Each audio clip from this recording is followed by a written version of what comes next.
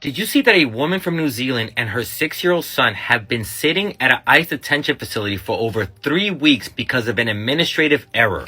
This is Sarah Shaw, who on July 24th went from Washington State to Vancouver to drop off 2 of her kids so they could take a direct flight to New Zealand to spend some time with their grandparents. Then her and her 6-year-old tried to come back to the US through the US-Canada border. That's when officials found inconsistencies with Sarah's paperwork.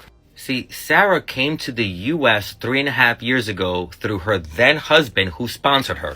They divorced, which jeopardized her green card, but Sarah was able to reapply independently under guidelines of survivors of domestic abuse. And Sarah holds what's known as a combo card, an employment visa linked to her work, and an I-360 visa for domestic abuse survivors. Now, she recently got information that her visa was renewed, but did not realize the I-360 portion was still pending approval. But her son, who she was with, was approved for the I-360, so they're saying that they're holding him without authorization. And that officials didn't even have to put them in detention, that they could have given them humanitarian parole right there. She was only able to quickly call her father to tell him what was going on. She was so scared for her and her son that she thought they were being kidnapped because they put her in a white unmarked van. They were transferred to the Dili Detention Center, one of the few detention centers that houses families together, and they have been sitting there for 3 weeks. Because she was moved from Washington to Texas, she's having a very hard time communicating with her lawyers and her family. Now, New Zealand officials are in contact with Sarah and know about her situation, but have not commented any further.